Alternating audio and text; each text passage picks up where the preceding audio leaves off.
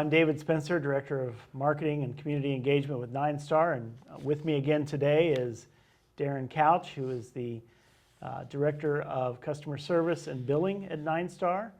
But his role is so much more than that. Today we're going to talk about solar and what that means at NineStar and in general for our members. So I'm glad you're here today to help us talk through this issue. Sure, always glad to have an opportunity to talk to our members and share knowledge, share lessons we have learned in different topics, whether it be energy efficiency or other energy related things that our members are interested in. So today we're going to talk about home solar. So obviously NineStar purchases its power from our G&T, Generation and Transmission Wabash Valley Power Alliance, and then we distribute it to our members. Right. But some members might decide, hey, I'm going to go off the grid and do solar and that sort of thing. Is that something that upsets us? Do we support it? What's our view on that? We absolutely support our members and their desire to make different choices. If you want to put solar panels on your roof, or if you want to put a wind turbine in your backyard, we're fully in support of those choices, and we want to help you make good choices. So that's what we're here for.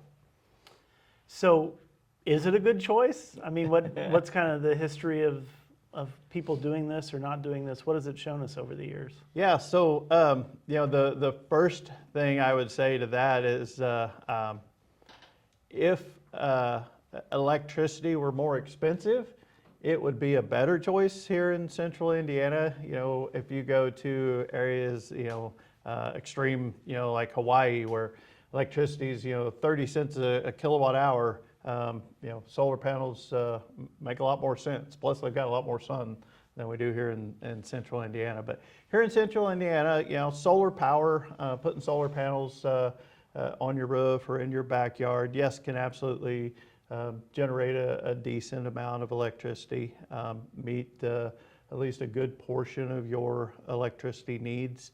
The question of is it a good investment really comes down to what that ultimately costs you to get it installed. What kind of a deal you can get working with a company, a contractor that's going to install those solar panels on your roof, and what that overall cost of the project is going to look like versus how much electricity you use in your home. And that math all goes into the calculations, to figure out, is this a good just dollar and cent investment? And sometimes it's not always about the dollars and cents for our members. Some members just have an interest in this technology. They have a real interest in being a good steward of the environment. So those things are a little bit more difficult to just measure in dollars and cents, but they're definitely real variables in the conversation. So how does one get started if they're thinking about doing solar? I assume the sooner you let NineStar know, the better in that process. Yeah, we really want to be part of your conversation. Reach out to us. If you make the decision, okay, I'm going to put solar panels on my roof. The first steps it's going to be to contact our operations group. Our operations group has some documents that, we've got an application that's going to, ask you basic questions about how large of a system are you going to install, what type of system are you going to install, where is it going to be on your property, things like that, some basic information. And then there'll be some more technical information that probably require help from your contractor to complete that information about, if we're talking solar panels, the type and manufacturer size, things like that. But we'll gather all that information. You'll be working with your contractor and with the county. There'll be some permitting that's required to plan the project out and get a timeline in place to get it installed. Once the system is installed, then NineStar is going to do an inspection. What we're really looking for is will that system go offline when there's a power outage? Because that's one important thing to people need to understand about their, and again, talking mostly about solar panels, wind turbines are a thing too, but just not as popular or as viable in this area. But we need to be able to make sure that those panels are not going to backfeed to the grid in a power outage. We need to make sure there's a clear disconnect from the power grid in the case of a power outage. So what's the timeline of all that? Or, if I suddenly think, hey, I'd like to get into this, is that a 6-month process? Is that a 2-month? Give us an idea of kind of what that looks like. So for our part, we can turn those documents around, in a few weeks. You fill out the application, give us the details of the equipment. Our engineering group's going to review all those documents. They may, contact you if there's any questions or concerns about the project. But, again, for the most part, we can turn our part around pretty quickly. So the timeline is going to be between that homeowner and their contractor. What availability they have to get the project done.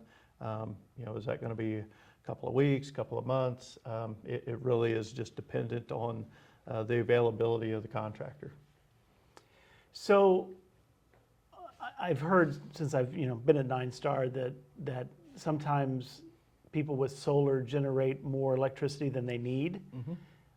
And then NineStar purchases that off of them. Is Right. that true? Yeah. So one of the things we're going to be looking at when you provide those documents, what we're looking for is for you to be sizing that equipment to meet your own needs. This isn't about somebody putting their own solar generating field in their farm field they've got out back there, and generating a great deal more electricity than what they're consuming. Our agreements are going to allow that system to be sized to meet that individual homeowner's needs. But with solar, it's you're making energy when the sun's shining. So overnight, you're not making electricity. So there's going to be during the daylight hours, during those peak sunlight hours, you're oftentimes going to be making more electricity than what your home is consuming. And then overnight, you're going to be consuming electricity from the grid instead of from your solar panels. What NineStar does is a net billing. So we're actually metering the amount of electricity that your house uses from the grid. We're also metering the amount of electricity that your solar panels are pushing back to the grid. So your solar panels, they're generating electricity. Some of that electricity is being consumed by the lights or the refrigerator or the air conditioning in your home. And if there's an excess amount, it's passing back through that meter back to the grid. And yes, NineStar is going to buy that power back. That excess generation, we're going to buy that from our member in the form of a net calculation on the bill. So if you use 1,000 kilowatt hours and you generate back 500 kilowatt hours, then we're going to bill you for the difference. The 500 kilowatt hours is how much you'll get billed for in that particular month. Okay. What would you say are the biggest misconceptions about solar? Probably the biggest thing is people just think I don't need the power company anymore. I'm going off the grid. I've got solar panels on my house. I've got they're going to meet all my electricity needs. I'm never going to have to pay an electric bill anymore. But again, as I mentioned earlier, the sun doesn't shine at night, and those panels don't generate electricity when the sun's not shining. Now, customers or members do have the option to include battery storage equipment in this type of home solar installation. The challenge starts to be there is the price point. Price point goes up significantly when you start talking about or looking at battery storage equipment. Now, again, that does give you the opportunity to store that excess power in your battery instead of sending it back to the grid and then running your house overnight off that battery. But again, the price goes up significantly on projects like that. So I assume if you have solar and perhaps battery backup, when those summer storms roll through and the grid goes down, you still have power because you're getting it from a different source. Yeah, so again, with the battery equipment, with the right equipment and the right connections, the right setups at your house, yes, that's a possibility. But most home solar installations are just an additional energy source. When the power grid goes down, when the storms come through and the power goes out, those systems also go down. And so the only way you can have backup energy resource is to have the battery equipment. And again, it's possible with a great deal more expense. And I assume, things hum along great in June, July, August when, the sun doesn't go down till 10 p.m. But, when we turn the calendar to, December, January, February, where the sun is going down at 4:30 or 5, that's going to greatly impact the amount of, and you don't see the sun for 2 or 3 months. Yeah. That's going to greatly impact the amount of solar you're able to collect. Absolutely. It's funny, I just read something yesterday that yesterday was our last sunset past 9 o'clock this year. So the days just keep getting shorter the rest of the year for us. So, but yes, absolutely. When in the summer, longer hours of daylight, you'll get more generation, and in the winter months, although you'll still get a good production in the winter, it is definitely affected by those shorter days. Right.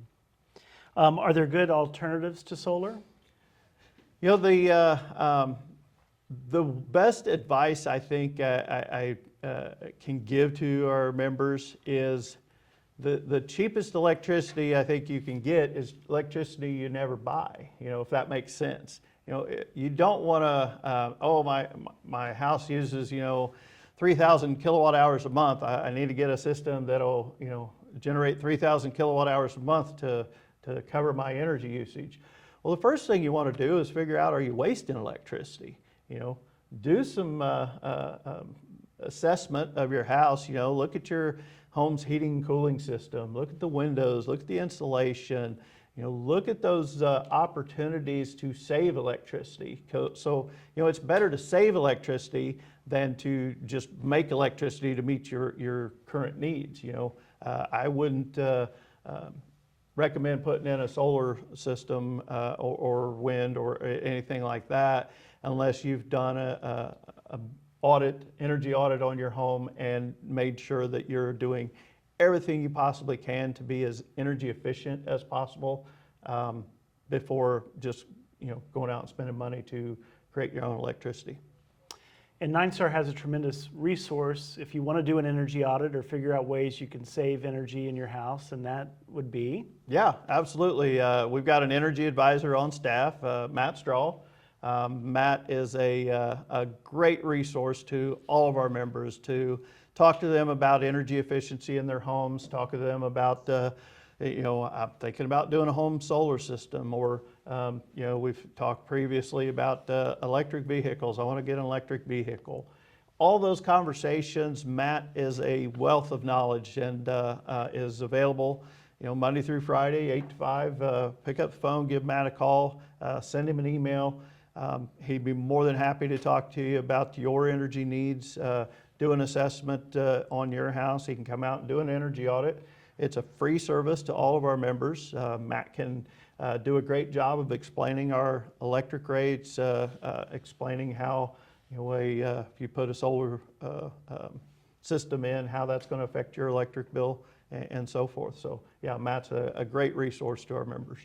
I'm glad you mentioned that service is free. So yeah, it's a value add to all the members of the co-op, and if you should have any questions or concerns, he's a great person to talk to and get answers from. So, Well, Darrin, thank you for coming in and talking to us about solar and helping us understand a little bit more about NineStar's involvement, how it works, and so forth. If you have any more questions on solar, feel free to reach out to NineStar at www.ninestarconnect.com, or you can call us at any point at 317-326-3131. Thanks for watching.